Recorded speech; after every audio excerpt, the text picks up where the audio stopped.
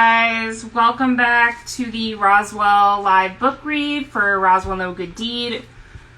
I'm Christy, and unfortunately Instagram did boot me again. I could tell because my phone was like turning black, like it was turning off. Like, you know how your phone does that thing where it turns off automatically when you're not using it and the screen goes black?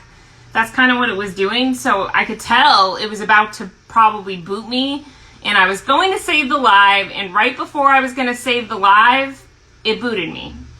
And Instagram doesn't do me any favors and save the live for me, so we are going to reread.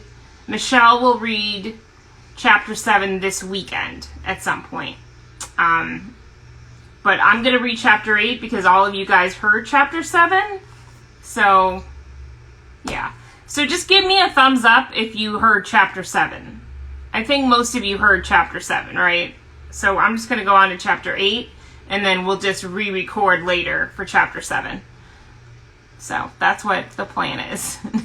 Because Instagram is being mean to us again. So, alright. Thank you, Jessica. Just thumbs up if you all heard chapter 7.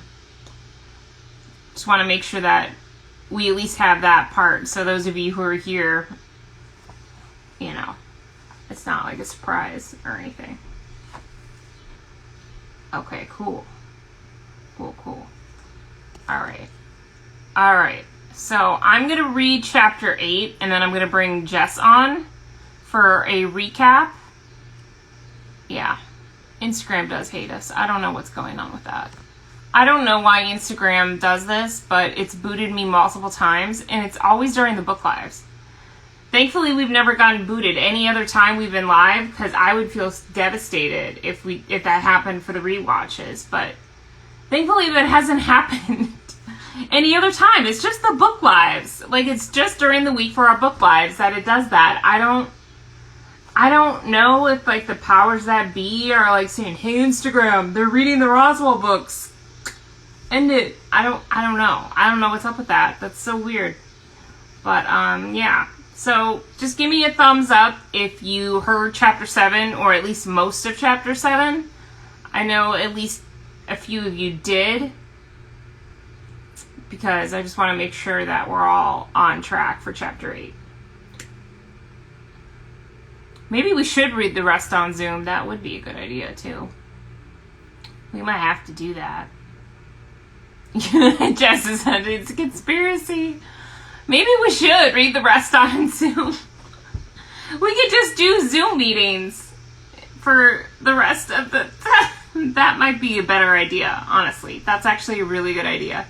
Because it seems like Instagram does not want me to read the Roswell books. So, okay. Alright, well, it looks like all of you have heard chapter 7. So I'm going to read chapter 8. Yeah. I don't know if we can share on Instagram Live from Zoom, because I would have to, like, record my phone.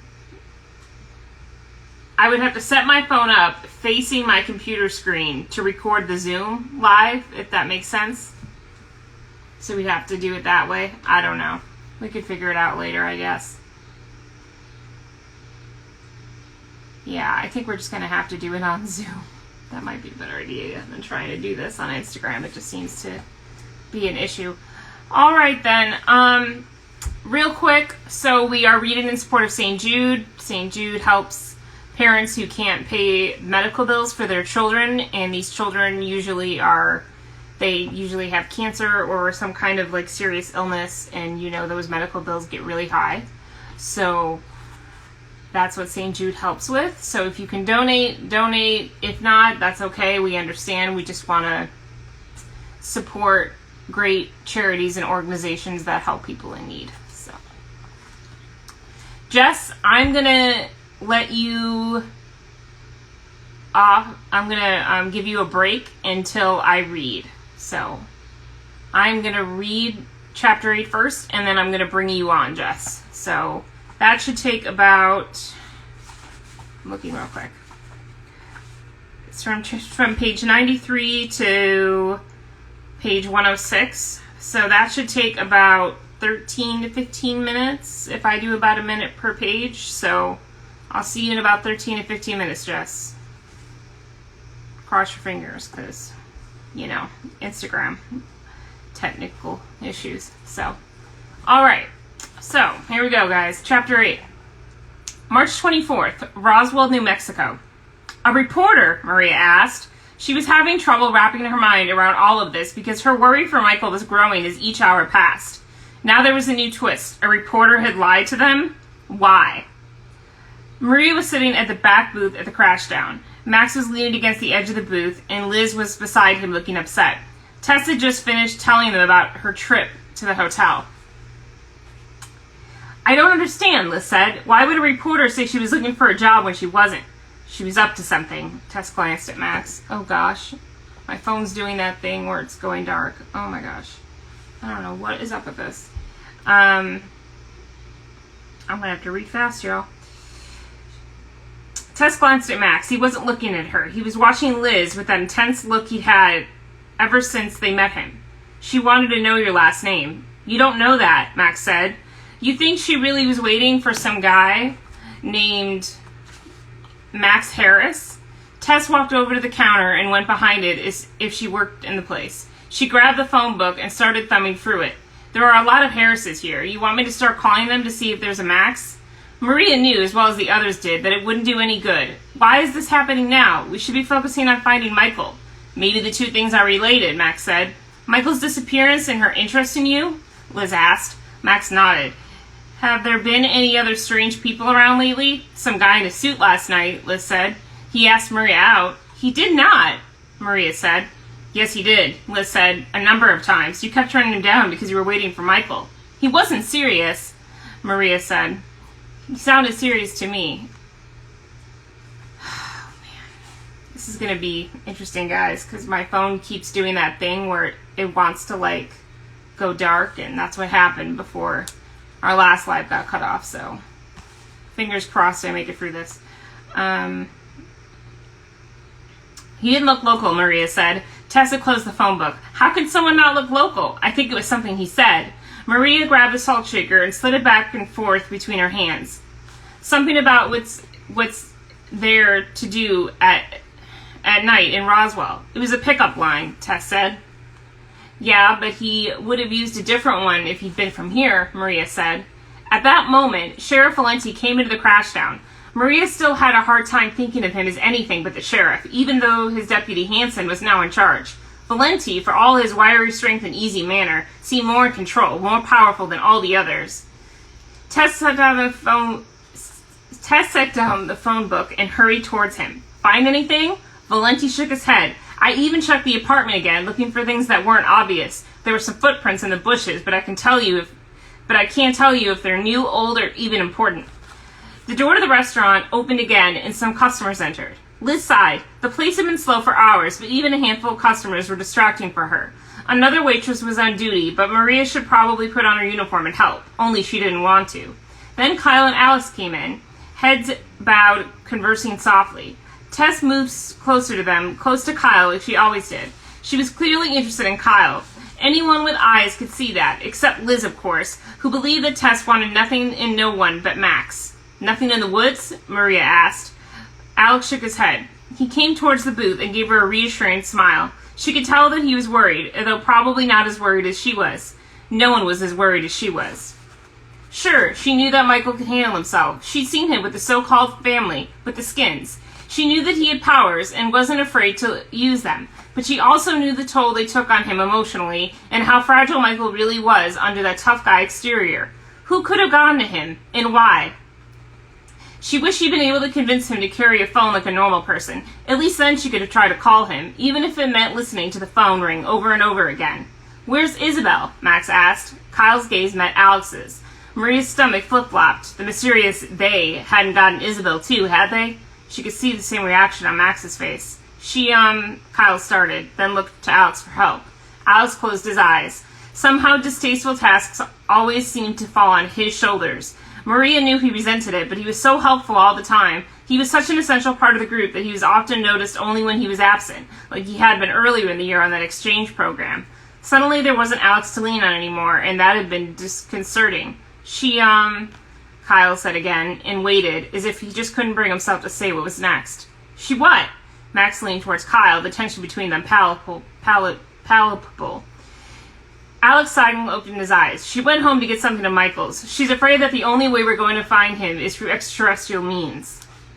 Max's face paled. He nodded once, then looked away. What do you think we should do? Liz asked Valenti. He shook his head. Missing persons are the hardest cases of all.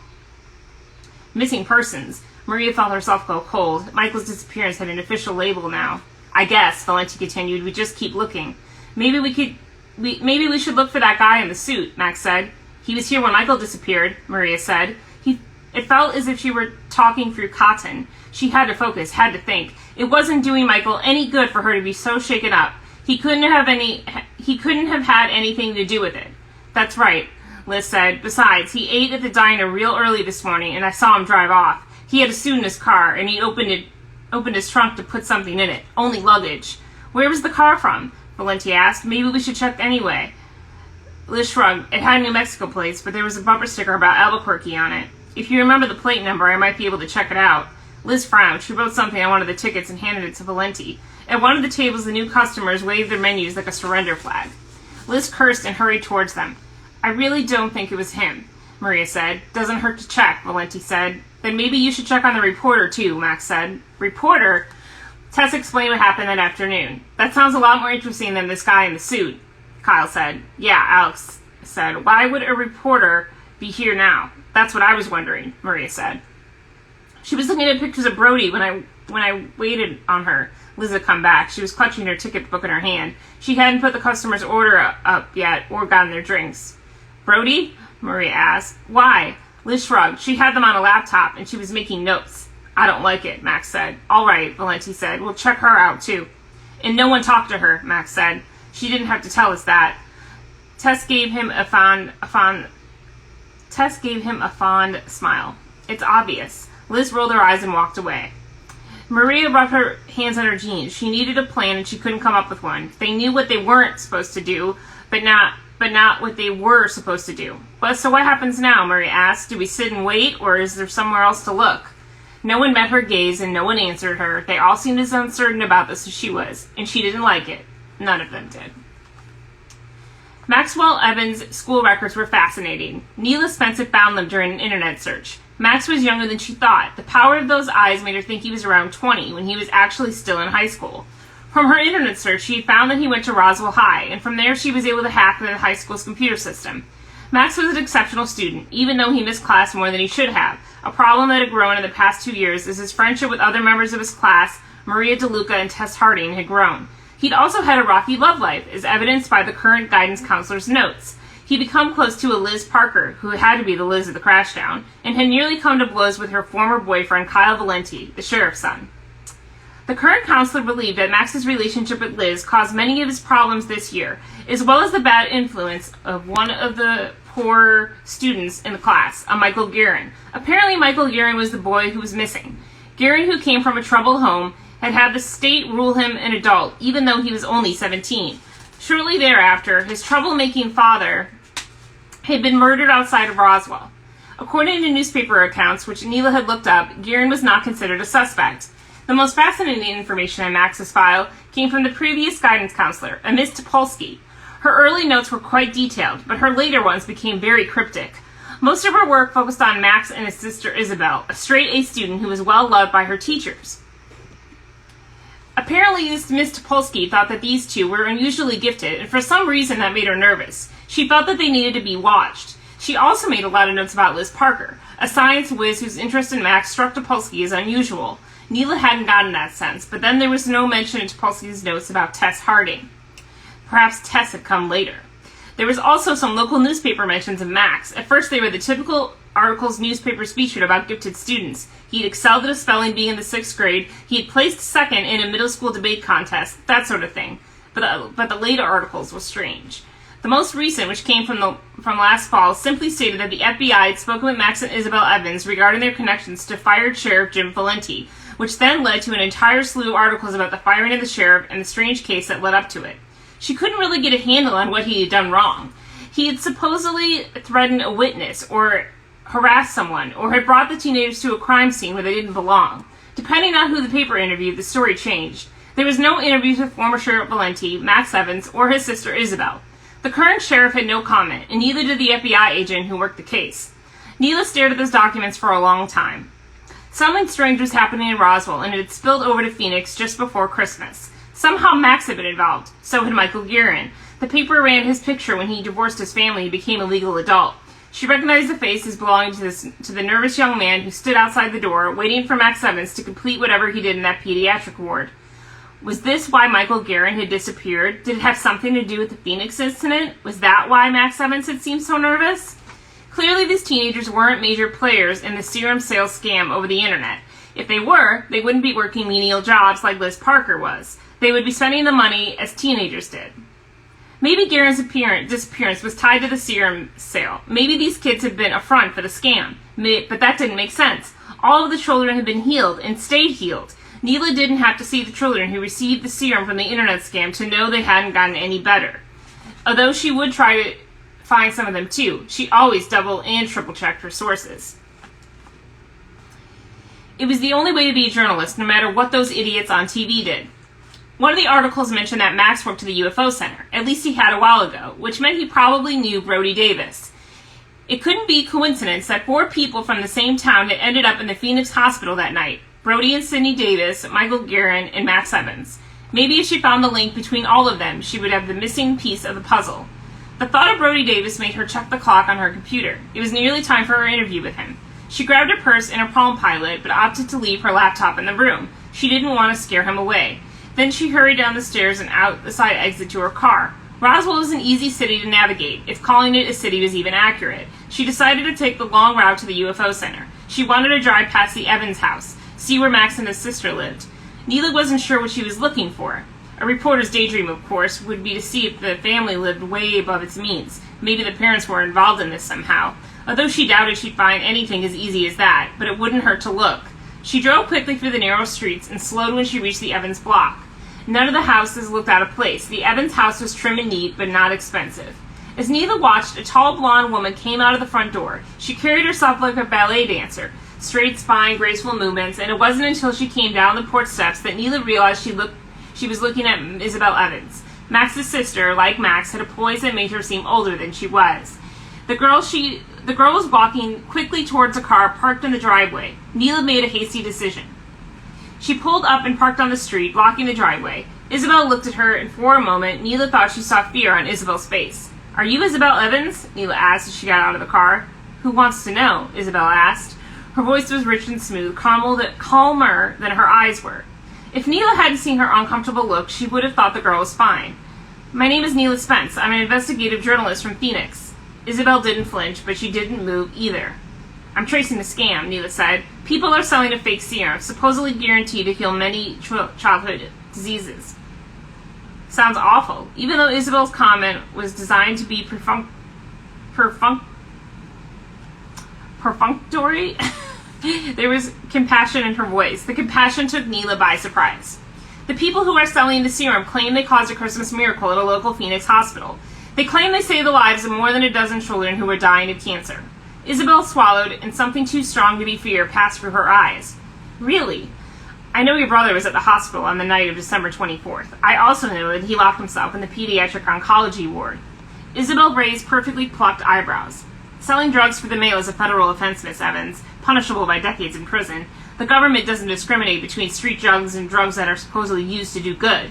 If the drugs are illegal, then the sellers are prosecuted to the full extent of the law." Isabel put her hands behind her back. Her movement made it clear that she was taller than Neela. Neela got that same sense of power she had felt from Max. It was odd, really. She'd interviewed dozens of teenagers over the years, and none of them had made her feel as if she were the one at a disadvantage. "I know your brother's mixed up in this somehow," she said. "I can keep his name out of it if he's willing to talk to me." Isabel was just staring at her, face impassive as if she were listening but not feeling anything. Neela reached into her purse and pulled out a business card. On it she had written the number at the hotel as well as her cell phone number. "Have him call me," she said. "I'll be at this number until tomorrow." She extended the card towards Isabel, who stared at it for a long moment before taking it. Then, without waiting for an answer, Neela returned to her car and drove off. Neela was shaking, with exhilaration and from nerves. She felt like she finally had a direction in her research. Unfortunately, she wasn't certain in which direction she was actually going. That's chapter 8. I'm actually going to save this live, and I'm going to restart one with Jess just to be on the safe side, because my phone was kind of having, like, issues. I don't know what's going on, but I guess Jess says everyone is live streaming right now, so maybe that is why I got booted earlier, because I always try to restart my phone before a live, and before a book live at least, and make sure it was off the charger so it wouldn't overheat. So I think I've done everything on my end I can do, so I don't know why it just tends to do that sometimes for us and cuts us off. So yeah, so I'm going to end the live here and then rejoin me in like 2 minutes, and I'll come back on with Jess and we will do the recap. All right, I will see you guys then, and thank you to the person who gave a donation. Thank you so much on behalf of St. Jude. So, all right, I will see you in a minute or two.